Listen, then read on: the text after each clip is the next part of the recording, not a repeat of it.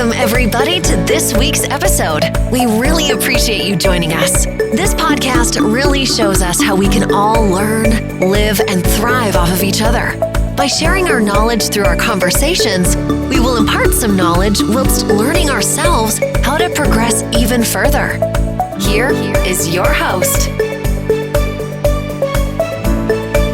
Hey everyone, this is Mary Scott. I have an awesome guest tonight, Anne Campbell-Troost. There she is. Say hello, Anne. Hello. There you go. The internet's prevailing. It's allowing us to move. Now, Anne is an entrepreneur. She is an academic in the finest form and one hell of an awesome woman. So welcome to you, Anne. Great to have you here. We're talking about personal development. Yeah. Tell me, what got you started in personal development? Was it last year? Was it a decade ago? How long ago was it? Okay, so about 40 years ago, believe it or not, in my early 20s. Yeah. I had some challenging life events and went looking for some answers and read a lot of books, but nothing worked until about 7 years ago. I met a certain Mary Scott, and she said this. Oh my gosh, 7 years. Yeah, about that. Oh no, it's 5 years now. But you said to me, to know something and not to do is not to know. And what I realized was I'd read all these books. They were great books, but I hadn't put anything into practice. So I've had a bit of a resurgence in my personal growth, personal development. I've done lots of stuff over the years and I've learned a lot and I know myself really, really well. But yeah, basically in the last 5 years, I've stepped it up a notch. Wow, isn't that funny? I said that to you 5 years ago. Yeah. Well, I'll be. That's awesome. Yeah. And so what has unfolded in the last 5 years? Has there been anything life-changing? Has there been a pivotal moment that you can remember that you would attribute to your personal growth, your personal development? I'm going to say yes, and I'll explain. 7 years ago, I had a pretty life-changing episode, which has me now working through PTSD. And at that time, I was pretty much agoraphobic, however you want to pronounce it. Couldn't even leave the house, couldn't even go to my letterbox. And it's pretty debilitating, really, depression, anxiety, and panic attacks all the time. And so that kind of required an extra level of soul searching and work. And I think about the time that I first met you was when I really needed the most help. And so it's been a journey over the last 5 years, and you and I have done similar programs, and you've helped me a lot. I've been on just about every single course that you've done, and I find what's really good is just the way you explain things to me. So for me, the pivotal moment, I think, would have been meeting you at that time when I really, really needed somebody to show me the way. You know what they say, when the student is ready, the teacher appears. And so they do say that, indeed. Working with you, this is not about the I Love Mary show either, but working with you, and also now I've also got a psychologist that I see. So working with the pair of you has been really good, because one of you will say something that I maybe quite don't get, but the other one will explain it differently. And so it kind of fits and works. And so, and being in the group scenario where other people are sharing their experiences, and I can go, I don't feel quite so dumb, or I don't feel quite so alone anymore, because now somebody else feels the same way I do, or, but it's also about being able to share my experiences, which has really helped to, for me to grow myself. I guess it depends on what you're really looking for out of personal development and personal growth. And for me, it's trying to find my way back to a healthy me. and be the best version of me. So That's absolutely amazing. And what I'm hearing is dedication and commitment to yes, creating the life that you want. That's what you're describing. And do you think that's true about the actual journey, that you have to be dedicated, you have to be committed to your own absolutely. personal journey? Yeah. I mean, I remember a time not so long ago, I had a medical appointment and I was so eager to go to that medical appointment that my husband took me by the hand and dragged me to the car and put my seatbelt on for me because I was so terrified to leave the house. You know, like, do I want to change that? Hell yes. Now I actually take myself off to the doctor, and, you know, I'm never very happy about it because you sit and wait for hours, but I can do it for myself now, whereas I couldn't before. So you have to really want it. You have to, it's like anything, you know, if you want to be successful in business, you have to want it. You have to actually go out and work at it. And so personal development's no different. It's just a different context, if you like. I agree. And what you describe, you know, being so debilitated that your husband's got to take you by the hand and drag you out to the car in order. I hope everyone's listening to this because this is a real gem coming up here. So you go from that state of immobilizing, like scared witless, frozen even, just, and then having to be pulled out to the car, to then go to now where you're saying you can drive yourself. Yes, it's a pain waiting for medical appointments. That just seems to be how it is, isn't it? But what's interesting here, folks, this is the bit to pay attention.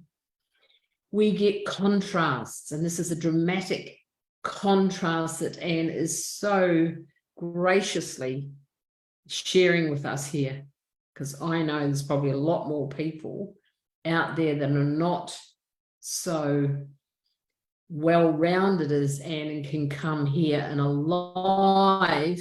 She was a bit shocked, well-rounded, because I think it takes courage to be disclosing these kinds of things. Yes, this is a private group, but I think it takes courage, and I thank you for that.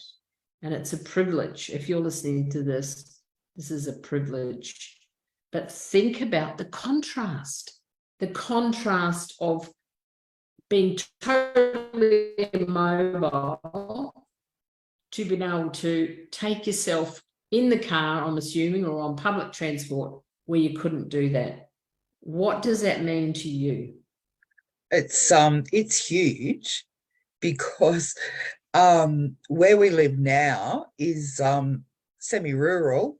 There's no public transport. So the only way for me to get there is to drive myself. Like, I had to go to the doctor today for a script, and my husband has been out for work today with meetings and such. There's no way he could have driven me to the doctor's today, but I had to go today. So it's huge. I go to the supermarket by myself when we need milk and stuff. I would never, ever, ever have done that previously. And I still have days where I don't want to. I still have days where I really need to go to the shop to get milk, but I don't, because I just don't feel up to it today. And, you know, it's not like it's gone away forever, but for the most part, I'm okay with it. And I will procrastinate going to the shops because I don't want to, or I don't feel like it, or for whatever reason, you know, like I'll put it off and put it off and put it off. And, you know, you see me going down to the supermarket at 10 to 9 at night in my jammies to get the milk because I've put it off so long. But I don't care. Fantastic. I don't care if I go to the shops in my pajamas. I mean, I just don't care. I don't care what other people think. You know, it just doesn't matter to me. You know, judge me all you want, but keep your opinion to yourself. What's that saying? What other people think of me is none of my business. That's exactly right. Yeah. Because that way you just That let is go. brilliant. You let go of so much when you do that. When you just let it go. Who cares what other people think? So let me tell you then, what do you think about this whole notion of contrast? Do you think it's important in our life to have contrast? Not sure what you mean by contrast. So, well, what I described before, from not being able Yep. to do a thing and then being able to do it. I think you have to, there have been times recently where I've been doubting of myself and doubting of my abilities, and then my husband says to me, but you can do this now where you couldn't do that before. And so, yeah, it's important to remember how far I've come on my journey, because I remember talking to my GP many years ago now about workplace stress. And I said to him, no matter how much work I do in a day, when I go home, there's more in my tray than there is when I come to work. And he said, he was also an ER doctor. And he said to me, every day I go to work, there are patients waiting and more coming through the day. And when I go home, there's more waiting. It doesn't mean I haven't done a full day's work. You have to focus on what you have done rather than what you haven't. And that's kind of stuck with me for a really long time. And we have the reverse here like too, because my hubby says, oh, I haven't done anything in the backyard. Well, yes, you have. Have a look at those photos that you've taken and how much work you've done, you know. Oh, but there's still so much to go. Yeah, but have a look at how much you've achieved. So you really do need that contrast to see how far you've come, or how far I've come, or you've come, or Mary Jane's come, you know, like, but it's only something I think you can do for yourself. You can't rely on anybody else to really give that to you, because a lot of people won't know what your journey is. No, that's right. And you make another good point about your husband. His name's Steve, right? Yeah. Because you sound like a pretty cool team, you two. Yeah. What does that take? Because that sounds like great teamwork you're describing. Yes. Well, is that important to you? We come both from previous marriages, so and previous relationships, obviously. I mean, come on, we're not spring chickens. But one of the things that we had learned, thank you, darling, it's just brought me coffee. One of the things that we had learned from our previous relationships was yelling and screaming at each other is just really damaging, because you say things you don't really mean to say. You might think them, but you don't really mean to say them, and all the rest of it. And we spent about 8 years interstate on our own. So there was just the two of us, no family around us. They're all in Queensland, and we were interstate. And we had some pretty heavy duty stuff going down while we were away. And so we do work together, and we are a team, and I can truthfully say, hand on heart, we have never, ever had an argument, ever. We discuss, but we have never had an argument. And we know what will trigger each one. And when that comes up, it's like, time out, walk away, come back later, or stop talking, just stop talking. We just don't fight. There's no point in it. And we work together, and everything is a decision that we make together. So yeah, he's pretty cool. Isn't it interesting? You talk about, excuse me, challenges when you went away. There was just the two of you. Do you think that strengthened your relationship? I talk about it being a bit of a growth spurt, or character building is my other one. But what you relate it to, you went away and there was just the two of you, now you're back near family. Do you think that time, I don't want to say isolation, but you certainly was just the two of you working through stuff, heavy duty stuff. How do you think that's impacted how you do your relationship now? I think it actually brought us closer together because I did feel very isolated because I couldn't find a job. So Steve was out at work every day and I sat at home. And the only job I could get was delivering catalogues. I'm here to tell you that is the most soul-destroying thing you ever want to do. Well, maybe not, but Indeed. Pretty much. It can be. It can be. I just, anyway.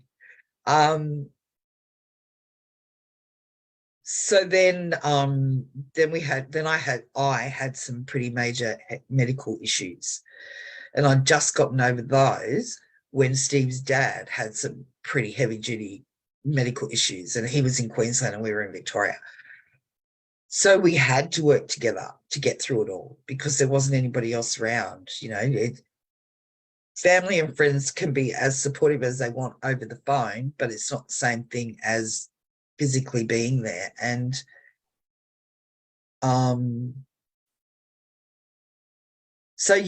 we've just had to decide what's the most important thing. And for us, it's each other. It's not work. It's not, it's just each other. And, I remember ringing him up midday, honey, they've just called an ambulance for me. I don't know which hospital I'm going to yet. And him going, holy shit, what am I going to do?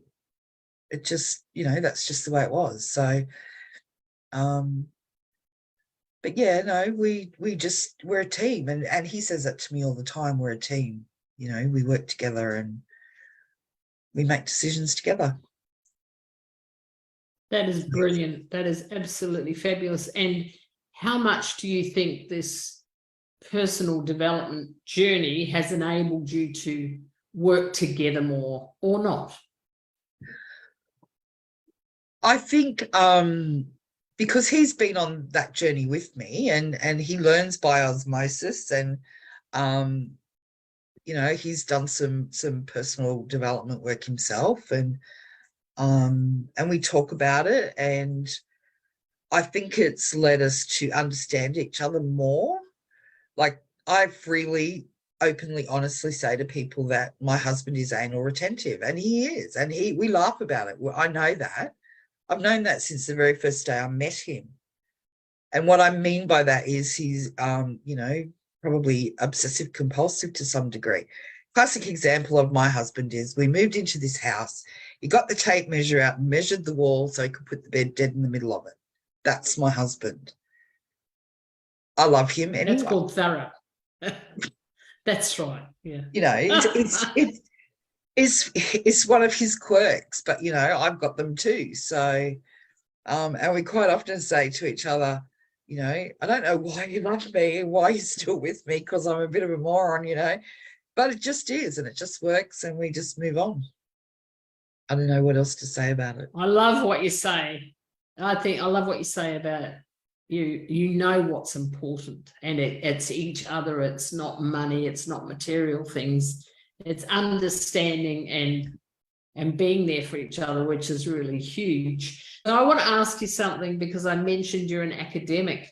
Yeah. What would you say about that side of your life? I can't help but mention it because I know you're on a particularly, what's the word, character building journey at the moment, pursuing a lifelong dream, I believe. Is that true? So yes, and I've just got my little piece of paper here. It's an exercise I did. So it's my 30-second pitch, if you like. All right. Yes. Okay. So I'm a doctoral candidate at the University of Southern Queensland. My research project is the 5 governors' wives in the colony of Queensland between 1859 and 1901. So their combined civic efforts provided safety and healthcare for women and children, which still operate today. So that's why I'm passionate about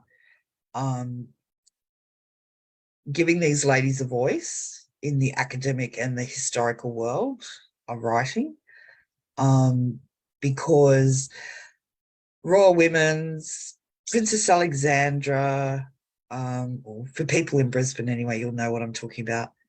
They were the nursing institute at Royal Women's were all started by the governor's wives. So, but realistically, I'm a detective. I like the chase of the paper and the puzzle and finding the bits and pieces and putting them all together. So that's where So I'm at. that's what your doctorate's about. You're shining the light. Yes. And on I these wonder how women. many people knew that. I bet not many, because I didn't. Yeah, they're actually very interesting ladies when you start to delve into them and who they were and where they came from and who they were related to and such. So yeah, but it's a part of history I think that's underwritten about, particularly because up until recently, most historians are men, and so they've written about men, and history's been about national identity, which is of course about bushrangers and pioneers and explorers and economic growth and such. So it's good to shine a light on the ladies for a change. Yeah. Absolutely. So you're leading the way, and it's something you're deeply passionate about. Yeah. And I think we'll have you on here down the track to describe how your journey's going, because I know it's in its infancy, but all credit to you. I think it's absolutely awesome. Now, let me ask you another question. If you meet people and they're like, oh, I don't know, I've got this book and I've got that book and I'm not sure I want to really develop myself, I'm afraid if I go right into it, I might lose my friends, my family, what would you say to them about the whole personal growth market, the whole, what should I say, personally developing yourself? Just start. So look, what is it, an $18 billion industry or something, personal development? I don't know, some phenomenal amount of money, and there's this person and that person and the other person, and there's no right place to start. I think it's Susan Jeffers in Feel the Fear and Do It Anyway. There's no right or wrong choice, there's just a choice, and each choice has a set of circumstances, and you either like them or you don't. And if you don't like the circumstances, make another choice, you know.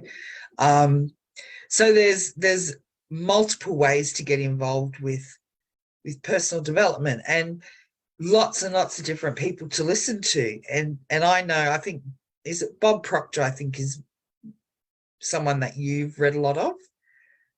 Is that right? But see, yes, absolutely. He doesn't appeal to me at all. So it's about finding the voices that speak to you more so. But I suppose a good place to start is in a place like this, like the Hub, where you can see what other people think and what they're doing in their journeys. And I mean, that's a good place to start. Look for a group that you can join, perhaps. I mean, I'm in a group of like-minded women, and we meet on Zoom once a week, and it's great because we talk about all sorts of weird and wonderful things and get led down the merry path by the Merry Mary, and learn heaps and share our experiences and our joys, and you know, have that cheer squad. And you know, it depends on where you want to start, I suppose, but you need to just start. Why worry about, you know, I love my family, I really do, and I love my friends, but they're not in my shoes. They don't live my life. They don't even know half of what goes on in my life. And so I am so not being ruled by them. I actually learned to say no to my son. He's 35 now. I should have learned to say that a long time ago. But I can actually say no now and mean it. No. I bet a lot of people can relate to that. You know, I quite often. Sorry. That's all right. So you've just got to just start anywhere. You know, go to the local library, get online. Geez Louise, you find 50 gazillion books online that you can read. get in touch with Mary Scott and get involved in her world, because that's a good place to be. It's warm and cozy, and that's just start anywhere. Agree. doesn't Start matter. where you're at. And you don't have to know where you want to go. You just have to know that you want to start, and what, start from there. You read something, and I suppose this is where the academia comes in for me, but I've got this book here. I'll show you this book. This book, it's this thick. Oh wow. It's actually an Australian classic, to be honest, but it wouldn't appeal to most people. It's about women in Australia, but you pick up the book and you read something, and she's made a reference to somebody else, and that takes you to the reference about somebody else and somebody else and somebody else, and it all comes together. That's how it worked for me. Don't always That's necessarily. brilliant. It's all come together. Well, one person doesn't necessarily put it in a way that makes sense to me, but when I take somebody else's opinion and put them together, then it's like kabang. Makes complete sense. Kabang, there's a good word. Well, this has been very, very Australian orientated today, and I know. Sorry, but no, I don't believe that. Sorry is the word, because let's face it, these things happen. Doesn't matter where you live. US, UK, Europe, we've all got things that we're challenged with, and we've all got more common ground than you can imagine. It's just a matter of being open to be listening. So if you're somewhere in another part of the world, because we have quite a varied and wide expanse of, what should I say, type of people in this group, just see how you can relate this to where you live, what's important to you. There's been some real gems here tonight. Teamwork, understanding each other. We didn't go into the timeout, but we might on our next call, because that's a fundamental of being able to communicate really well. And pursuing her dreams, becoming a doctor, shining the light on some amazing women who have left a very strong legacy in this country that most of us don't even know that they've left us, and also committed to her own growth, her own development. So, Anne, you are our superstar. I thank you so much for being with us this evening, and I'm pretty excited for the next time we come here. You've been very candid, very straightforward, and I've appreciated your time immensely. Thank you so much for joining us. You're very welcome, Miss Mary. You know me, little Miss Authentic. There's the word for tonight, Miss Authentic. Well, thank you. Have a beautiful rest of your evening. Now, this is Mary Scott in the Personal Development Hub with Anne Campbell-Troost, who's an entrepreneur, academic, all-round good, awesome chick. I added that from awesome chick. This week's episode has come to an end, but the fun doesn't have to stop here. If you have suggestions or feedback, head over right now to Twitter and Facebook and like, share, and get involved. Join us next time.